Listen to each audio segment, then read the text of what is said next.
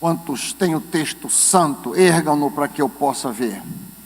Ótimo, nós vamos expor um texto muito conhecido dos irmãos, a fim de municiar os irmãos, para que vocês possam, biblicamente, apontar pessoas para o ofício diaconal.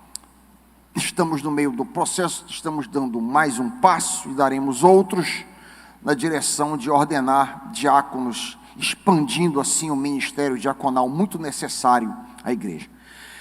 Nós vamos ler o texto que trata sobre este assunto. Eu queria te convidar a acompanhar. Eu leio a partir da ARA, acompanha na tua tradução. 1 de Timóteo, terceiro capítulo, do 1 ao 13. Diz assim a palavra santa: fiel é a palavra. Se alguém aspira ao episcopado, à serventia, ao trabalho na igreja, excelente obra almeja. Se alguém deseja ser pastor, diácono, excelente obra almeja.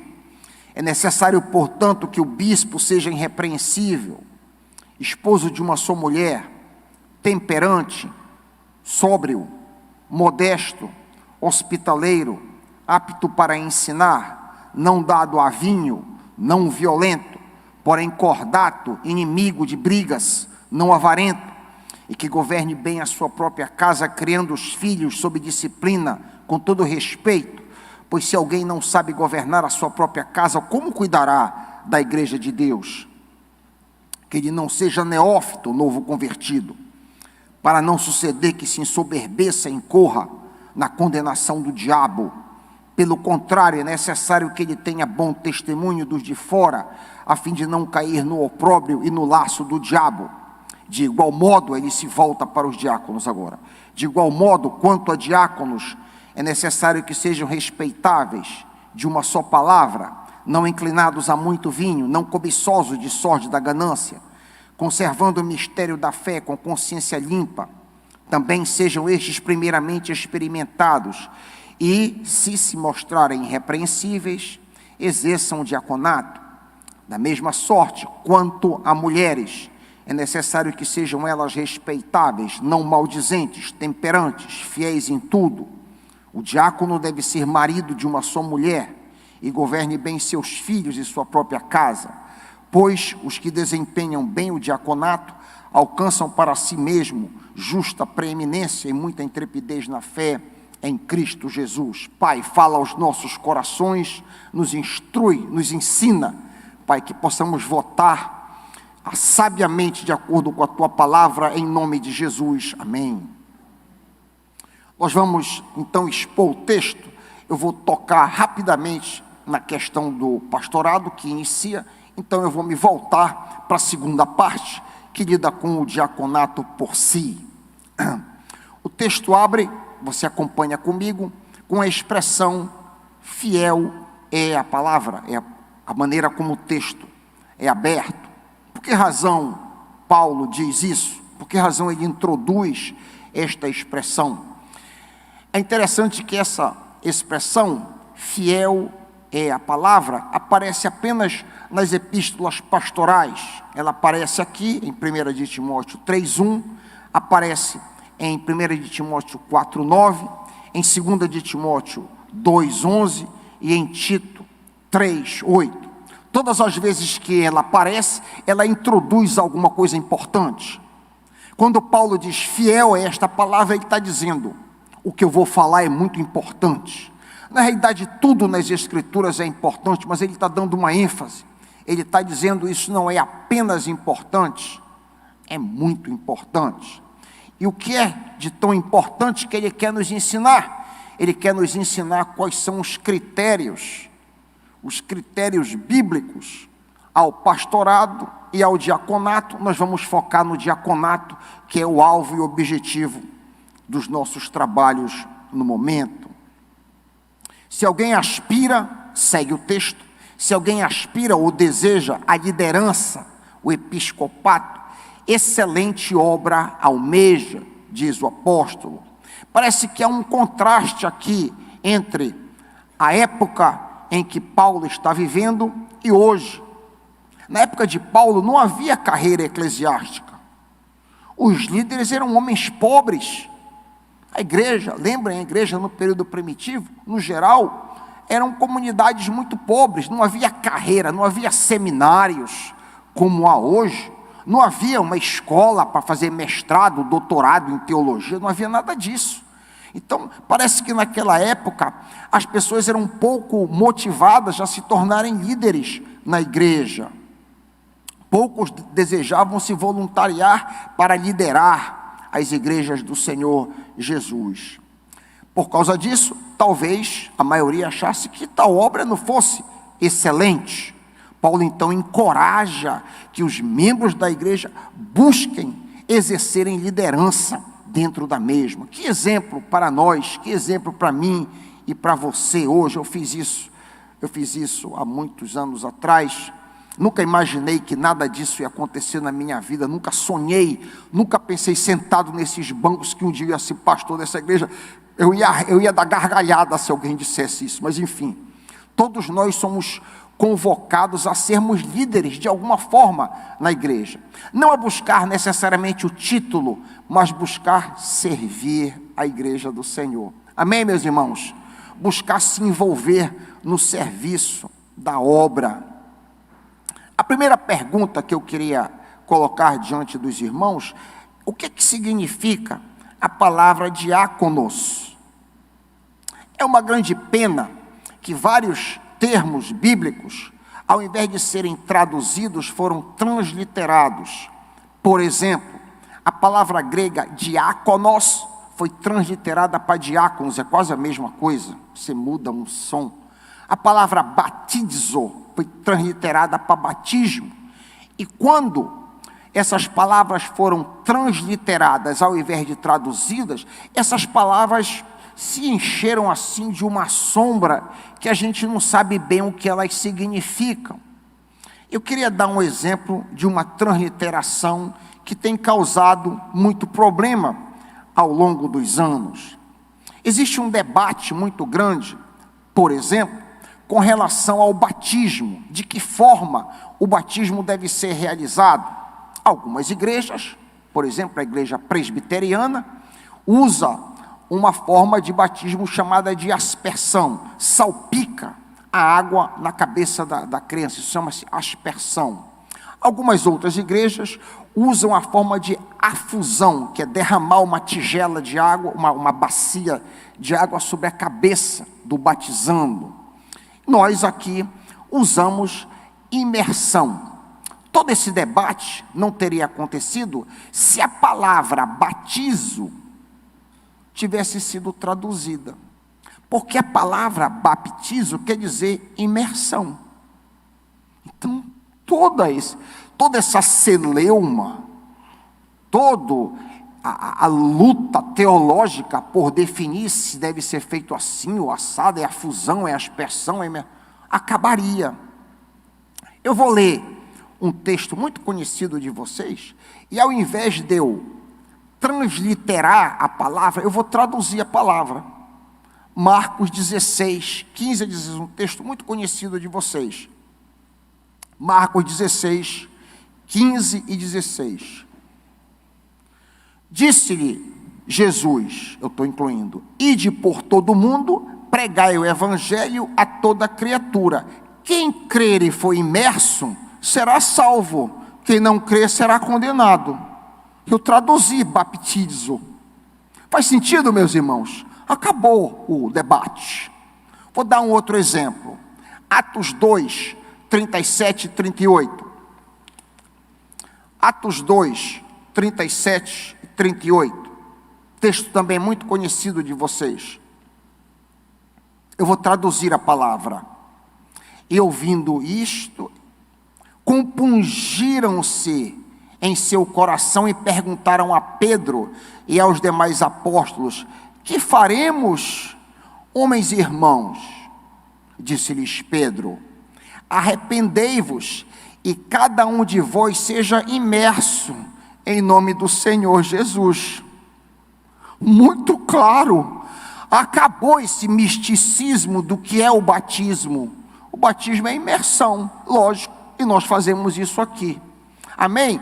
Por que eu estou dando esse exemplo da palavra batismo? Porque a palavra diáconos, de repente tem uma aura assim que a gente não sabe bem o que é. A gente pode imaginar que um diácono é alguém, digamos, mais elevado do que o resto dos simples crentes. A palavra diáconos, a palavra grega, quer dizer garçom, servente. É isso que a palavra quer dizer. Se a palavra tivesse sido traduzida, nós leríamos um texto como, por exemplo, Filipenses 1:1, de uma maneira bem diferente do que nós lemos hoje. Por sinal, a palavra pastor, a palavra episcopos, que é às vezes traduzida como bispo, às vezes traduzida como pastor, pode ser traduzida como líder servo, como um servente. Um pastor é um servo da igreja, nada mais. Eu estava dizendo no primeiro culto, que alguns termos, algumas palavras ganham vida por si, e aí a gente fica meio perdido quando ouve. Eu dei o exemplo da palavra ministro. Me lembro de um irmão, um crente, que uma vez estava lendo na tradução dele, e ele mudou o tom de voz quando ele leu Paulo, ministro do Evangelho. Ele leu nessa entonação, eu fiquei pensando, ministro, sabes o que quer dizer ministro? A palavra ganhou uma outra conotação. Quando a gente lê ministro da educação, ministro da saúde, ministro quer dizer servo. Servo Paulo, servo do Evangelho de Cristo Jesus. Então a gente tem que ter cuidado com essas palavras assim, que a gente não sabe bem o que é, e elas podem nos levar a ter ideias errôneas a respeito delas mesmas. Eu vou ler Filipenses 1:1, um texto que também vocês conhecem muito bem, só que eu vou traduzir ao invés de transliterar. Paulo e Timóteo, servos de Jesus, a palavra porção é doulos, escravos, se for literal. Paulo e Timóteo, escravos de Cristo Jesus, a todos os santos que estão em Filipos, com os servos e garçons. Interessante. Ao invés de com os pastores e diáconos, com os servos e garçons, que é o que os diáconos e os pastores são, servos, que estão aqui para ajudar os irmãos. É muito bom nós entendermos corretamente a Bíblia, a fim de que não haja equívocos nas nossas mentes. Isso não tira a autoridade que Deus confere aos diáconos e aos pastores, não. Deus concede autoridade para servir, para ser bênção, para orientar, para exortar, para encorajar, para ajudar. Para isso que Deus nos concede autoridade, aos pastores e aos diáconos. Eu queria focar, eu queria que a gente metesse o zoom em 1 de Timóteo 3, volta para o texto, 1 de Timóteo 3, eu queria ler a partir do versículo 7, outra vez, para que a gente tivesse essa pegada aí, ao invés de traduzir, transliterar. Ao invés de transliterar, traduzir. Falando sobre os pastores, ele diz: também é necessário que tenha bom testemunho dos que estão de fora, para que não caia em opróbrio, em vergonha, seja envergonhado, nem no laço do diabo. Da mesma forma, aí saiu do pastorado para o diaconato. Os garçons sejam sérios, de uma só palavra, não dado a muito vinho, não cobiçosos de torpe ganância. Como eu disse, essa tradução aqui não deve retirar o valor da eleição ao diaconato. A autoridade do ministério dada por Deus permanece, apenas torna para nós mais claro a intenção do texto. Em algumas situações, acontece que pessoas querem ser diáconos ou diaconisa por causa de ostentação, para status, para aparecer. E aí, quando a gente traduz o texto, a gente vê que não há nenhum status de superioridade, nem no pastorado e nem no diaconato. Vale aqui, então, uma pergunta, antes da gente, de fato, entrar na questão diaconal. Qual é a diferença entre o ministério pastoral, que está listado de 1 a 7, e o ministério diaconal, de 8 em diante? O pastor, ele serve principal, mas não exclusivamente, as necessidades espirituais do rebanho. Enquanto que o ministério diaconal serve principal, mas não exclusivamente, as necessidades materiais do rebanho de Cristo. Em outras palavras, o pastor se ocupa fundamentalmente com a saúde espiritual, enquanto que os diáconos se ocupam principalmente com a saúde temporal dos membros da igreja. Isso fica muito claro em Atos 6, 1 a 6, se você quiser me acompanhar. Deixa um dedo aí em 1 de Timóteo e recua para Atos 6, 1 a 6, tu vais ver essa delimitação bem clara. Atos 6, 1 a 6. Ora, naqueles dias, crescendo o número dos discípulos, houve uma contenda, uma murmuração dos helenistas contra os hebreus. Os helenistas eram os judeus oriundos de fora da Palestina, e os hebreus eram os judeus da Palestina, que se consideravam de alguma maneira melhores de que os outros, ou mais puros, por assim dizer. Houve uma contenda entre eles, porque a viúva dos helenistas, eu estou clarificando para você, estavam sendo esquecidas na distribuição diária de cesta básica, por assim dizer.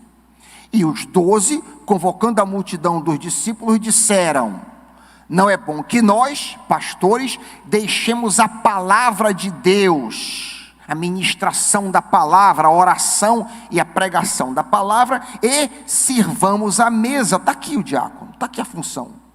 Escolhei, pois, irmãos dentre vós, 7 homens de boa reputação, cheios do Espírito Santo e de sabedoria, os quais encarregaremos deste serviço, de servir a mesa.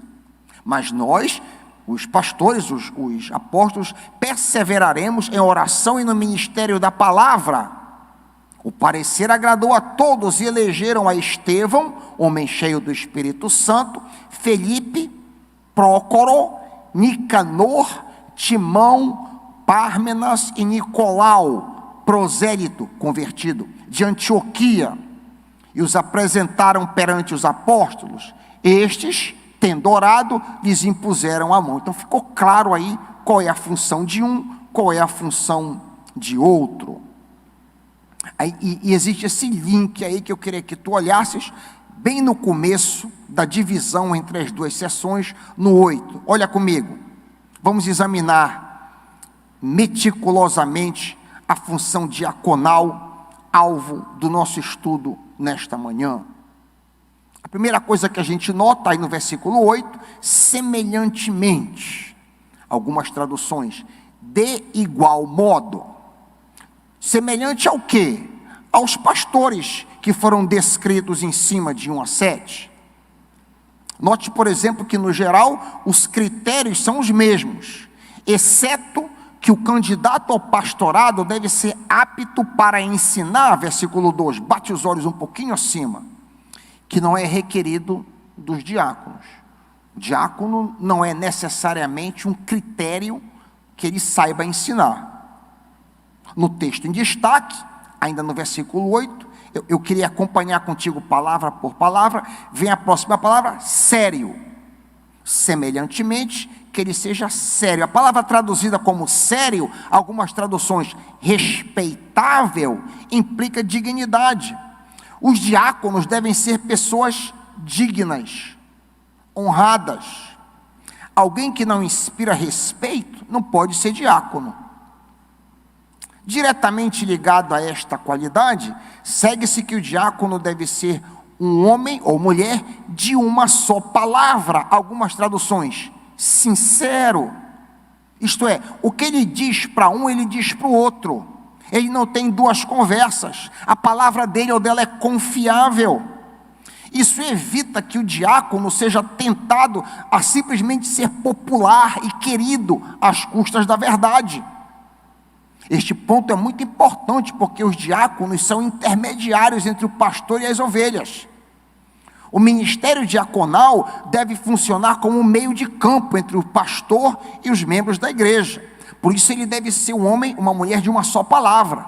Ele deve estar disposto, juntamente com o pastor, a ensinar a verdade, doa quem doer. A próxima qualidade é óbvia e não carece de explicações. Acompanha comigo ainda no verso 8. Não dado a muito vinho. Não seja um glutão, não seja um beberrão. É claro que uma pessoa apta para exercer tão nobre ministério deve ter controle sobre seus apetites, não deve ser escravo da sua boca. Em outras palavras, o diácono deve ter controle próprio, disciplina. Uma pessoa desregrada, indisciplinada, não está apta para exercer a função diaconal. Ainda no versículo 8, acompanha comigo, avançando. Não cobiçoso de torpe ganância. O que é isso? Nota a sabedoria do apóstolo Paulo aqui. Os diáconos são os administradores dos bens da igreja. Então eles não devem ser avarentos. Caso contrário, eles são tentados a se apropriar dos bens da igreja, ao invés de usá-los para o bem do corpo. Ao invés de ajudar, ele pode ser tentado a querer possuí-lo. Adicionalmente, em uma sociedade como a de Paulo, em que Mamon era adorado, uma pessoa que fosse indiferente ao dinheiro chamaria atenção. Tu estás com a Bíblia aberta em 1 de Timóteo 3, olha que texto precioso com relação à ganância. Passa uma página, olha para 1 de Timóteo 6, 6 a 10, que nós temos um ensino precioso sobre dinheiro. 6, 6 em diante, diz a sabedoria do apóstolo. De fato, a santidade com contentamento é grande fonte de lucro, pois nada trouxemos para este mundo, e dele nada podemos levar. Por isso, tendo o que comer e com que nos vestir, estejamos com isso satisfeitos. Os que querem ficar ricos caem em tentação, em armadilhas e muitos desejos descontrolados e nocivos que levam os homens a mergulharem na ruína e na destruição, pois o amor ao dinheiro é a raiz de todos os males. Algumas pessoas, por cobiçarem o dinheiro, desviaram-se da fé e se atormentaram a si mesmas com muitos sofrimentos. Vocês notaram que o problema aí não é dinheiro? Vocês notaram aí qual é o problema aí? O problema é o amor ao dinheiro. Não é ter dinheiro, é amá-lo. O dinheiro deve estar assim nas nossas mãos, e não assim. Nós não devemos ser escravos do dinheiro. O dinheiro deve ser nosso escravo. No céu as ruas são de ouro. Há uma lição aqui que me vem à mente agora, às vezes isso é coisa do Espírito. No céu as ruas são de ouro por um propósito, porque você pisa no dinheiro. Aleluia. Você pisa no dinheiro. Você não é escravo, você não serve o dinheiro. E uma reflexão prática para você saber se você ama o dinheiro ou não. Porque Jesus, quando falou de dois senhores, tudo isso aqui está vindo impromptu, às vezes é do Espírito. Quando Jesus falou de dois senhores, ele não falou de Deus e o diabo. Já parou para pensar nisso?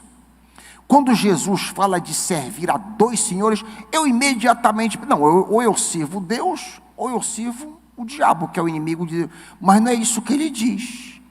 Ele diz, ou você serve a Deus, ou você serve o dinheiro. O dinheiro é um mestre. E como que eu posso saber se eu sou servo do Senhor, ou se eu sou servo de bens?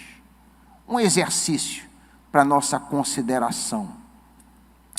Quando você está nos seus momentos de lazer, ou quando você está em momentos que você está relaxado, você já chegou em casa, você já jantou, por exemplo, você está deitado, você está sentado, ou quando você acorda de madrugada, nos momentos que você não está debaixo de pressão.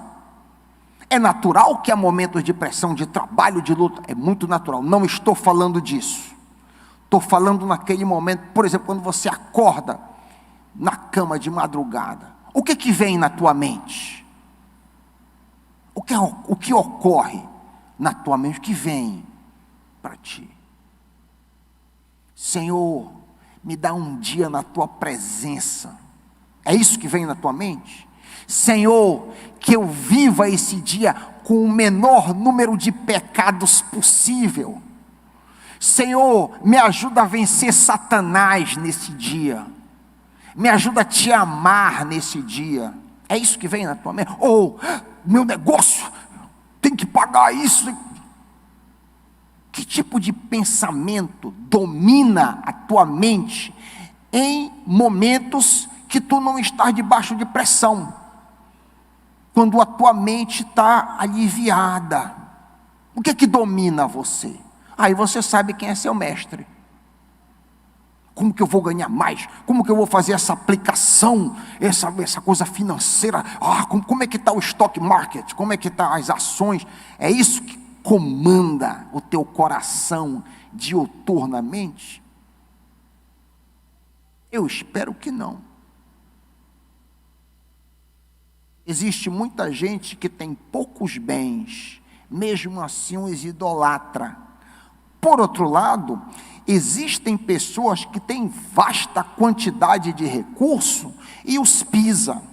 Quando eu estava meditando nisso aqui, eu me lembrei de um senhor, lá nos Estados Unidos, o senhor Bisson, um homem multimilionário que morava numa casa simples, e deu $50 milhões na época para fundar uma escola.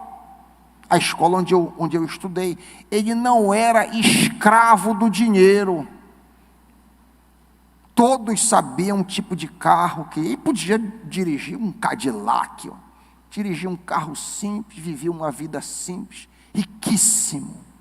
Nós não devemos ser amantes das riquezas. O candidato ao diaconato não deve ser cobiçoso, diz Paulo, de torpe ganância. Há uma outra coisa também, porque o candidato a diácono e o pastor, nós estamos juntos aqui, eles devem ser exemplo.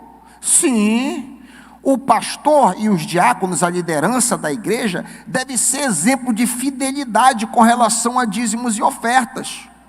Quando os líderes da igreja não são fiéis e generosos com os seus bens, eles não têm moral para falar de dar dízimo e oferta. Vocês não acham que seria um descaramento, uma safadeza muito grande minha, se eu dissesse, meus irmãos, vamos ter um momento aqui de dízimos e ofertas, se você quiser, venha, dê com alegria, e eu? Seria uma safadeza, uma cretinice muito grande da minha parte, se eu fizesse isso, principalmente diante de Deus, claro, diante de Deus, em primeiro lugar. Então, o diácono, tal qual o pastor, ele é um exemplo de fidelidade, ele deve ser generoso, porque ele não é amante do dinheiro, ele é generoso com seus bens, como cada um de nós deve ser, amém, meus irmãos? Eu espero que você tenha dito amém, e seja generoso também. Versículo 9, acompanha comigo, vamos caminhar no texto, versículo 9, guardando o mistério da fé numa consciência pura, com uma consciência pura. O que é isso? Paulo diz que o candidato a diácono deve conhecer a Cristo, o mistério da fé, deve estar convicto de sua fé com uma consciência pura. Ou seja, não é alguém que não conhece nada de Bíblia, conhece de Bíblia e mantém a consciência pura. A única maneira de nós estarmos puros o tempo todo é nos arrependendo. Não há outra forma. O crente que está crescendo à semelhança de Jesus é justamente aquela pessoa que tenta a cada dia, a cada momento, manter a sua consciência livre de culpa. Quando a gente comete um pecado, a gente confessa. Eu estava confessando aqui no primeiro culto as minhas lutas durante o meu noivado e a proximidade do meu casamento, como eu fui assolado por lascívia. Lutei muito, finalmente eu não estava vencendo, fui lá com o pastor Benildo, me ajuda, coloca a mão na minha cabeça, para que eu consiga vencer. Então, só existe uma maneira da gente manter a consciência pura, é confessando o pecado, e quando não tem vitória, vai atrás de socorro, me socorre, senão eu vou cair. O diácono guarda o mistério da fé com consciência pura, versículo 9. Versículo 10, adiante, comigo. Também sejam primeiro provados, depois exercitem o garçonato, um neologismo que eu estou. Exercitem o diaconato, exercitem o serviço, se forem irrepreensíveis. Existe uma paridade aqui entre o versículo 10 e o versículo 6, lá em cima. Que sejam experimentados, ou seja, que não sejam neófitos, acompanhe o 6 comigo, para que não se ensoberbeça e venha cair na condenação do diabo. O diácono, assim como o pastor, sofre a tentação do orgulho, da soberba, justamente o pecado que condenou Satanás e fê-lo cair. O orgulho transformou um anjo em um demônio. O orgulho transforma um pastor e um diácono num diabo. Por isso, é muito importante não ordenar pastores e diáconos que sejam recém-convertidos ou neófitos. A palavra neófito quer dizer muda, plantinha, uma planta tenra. Pois a autoridade do cargo pode facilmente subir a cabeça. Eu vou dizer isso de novo. É importante não ordenar um pastor ou um diácono recém-convertido, porque a autoridade que é parte do cargo pode subir na cabeça e ele pode pensar que ele é muita coisa e não apenas um servo. O orgulho é um inimigo perigosíssimo, todo cuidado é pouco. Quanto à palavra que nós lemos, irrepreensível, ainda no versículo 10, ela tem ligação com provação. Aqueles que foram provados ao longo do tempo, não tiveram nenhuma falta grave ou falta repreensível, estes devem ser selecionados para o serviço do diaconato. Uma pessoa jovem não terá tido tempo para ser provada. Daí ser importante que pessoas candidatas ao diaconato não sejam muito jovens, como eu já disse. O nosso corpo diaconal estabeleceu uma idade mínima de 35 anos. Todos vocês receberam a ficha, membros receberam a ficha, 35 anos, que é uma idade razoável, a pessoa já caminhou alguma coisa na vida. A obra da liderança na igreja é dita ser excelente, versículo 1. Consequentemente, o pastor e os diáconos devem ser pessoas irrepreensíveis, não são pessoas perfeitas, mas são pessoas que não podem ser facilmente criticadas por pecados notórios, só isso. Irrepreensível é aquela pessoa que não tem um pecado público, notório e escandaloso, não há nada que se diga a respeito da vida moral dele. Adiante. Para os que acham que mulheres não podem ser ordenadas como diaconisas, ou garçonetes, ou serventes, observem que Paulo as tem nessa posição. Além do mais, a irmã Febe é apresentada como diaconisa em Romanos 16:1. Romanos 16:1. Recomendo-vos, pois, Febe, nossa irmã, a qual serve diácono na igreja que está em Cencreia. Então havia diaconisas na igreja primitiva, diferente de pastores. O cargo pastoral é reservado aos homens. Pastor é uma anomalia recente na história da igreja. Eu já fiquei sabendo de algumas igrejas que têm não apenas pastoras, mas episcopisas, apostolisas, sacerdotisas e todo tipo de coisa antibíblica que não tem apoio nem suporte nas escrituras. Vejam, nós não somos regidos pela cultura, nós somos regidos pelo que diz a Bíblia. Muita coisa da igreja vai de encontro ao que diz a cultura. Muita coisa das escrituras não está em consonância com o que rege a cultura. Isso precisa ficar claro nas nossas mentes. Por isso é importante que você siga o que diz a escritura, não palavra de pastor minha, de quem quer que seja. Está na Bíblia? Então eu obedeço. Não está na Bíblia? Não obedeço. Tenho insistido que os queridos sempre tragam a Sagrada Escritura para que acompanhem se o que eu estou dizendo, o que eu estou ensinando está na Bíblia ou não. Verso 11, vamos juntos para o 11, adiante. O verso 11, como falei, apoia a ordenação de mulheres ao diaconato. 11, da mesma forma, as mulheres sejam sérias, ou seja, elas imponham respeito, sejam dignas. 2, não maldizentes, não devem falar mal da vida dos outros, não devem ser mulheres fofoqueiras. 3, temperantes, ou seja, têm uma vida equilibrada, uma vida sensata. E 4, fiéis em tudo, confiáveis em pequenas coisas ou em grandes coisas. Adiante, versículo 12, os garçons sejam maridos de uma só mulher e governem bem a seus filhos e a sua própria casa. A expressão aí no texto, marido de uma só mulher, exclui qualquer tipo de poligamia, bem como homens que estão no segundo, terceiro, quarto casamento.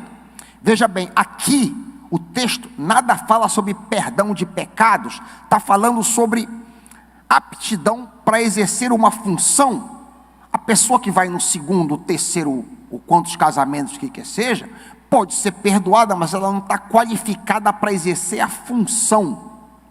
Me lembro de uma situação de um colega, pastor Mendes, encontrei numa convenção, e ele, um tanto nervoso, agitado, apertou.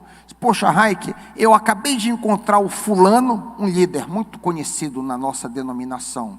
Eu acabei de encontrar, ele me apresentou a terceira esposa, e eu não soube bem como lidar com aquela situação. Eu não podia ser indelicado, apertei a mão, mas quando é que a denominação vai dizer alguma coisa a respeito disso?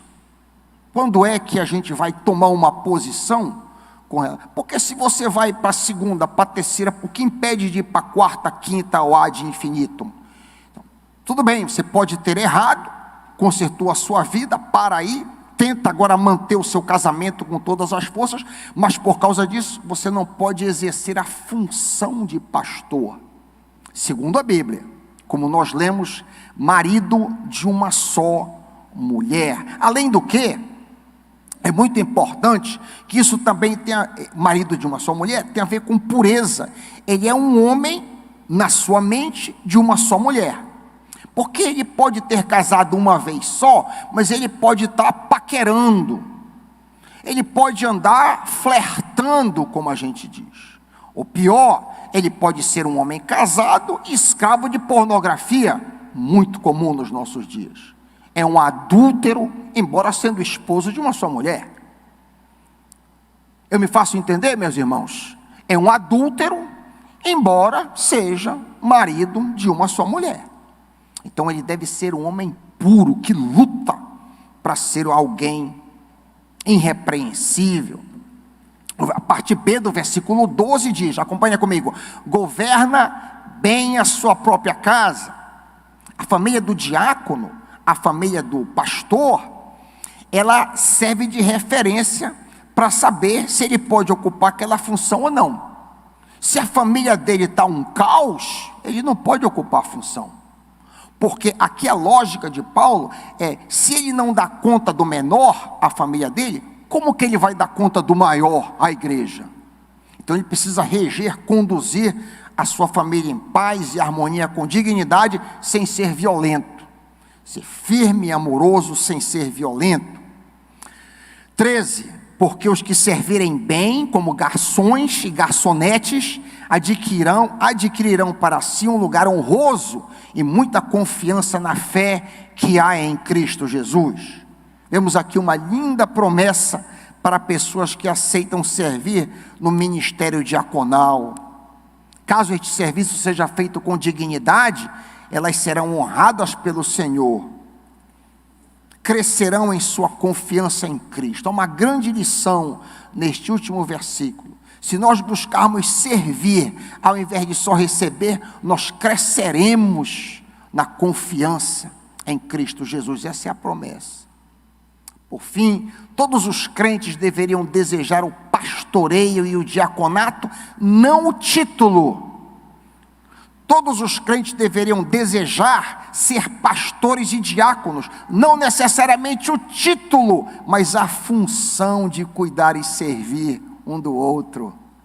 Não é o nosso moto aqui da igreja? Deveremos aconselhar-nos uns aos outros, Colossenses 3,16, devemos servir uns aos outros, Gálatas 5,13. Assim os irmãos acabam de receber subsídios, critérios, para que os irmãos apontem pessoas ao diaconato. Você está apto, tendo ouvido esta palavra, a indicar pessoas que possam preencher esta grande necessidade da igreja. Todos nós contamos com sua indicação responsável e ponderada diante do Senhor. Em nome de Jesus, amém.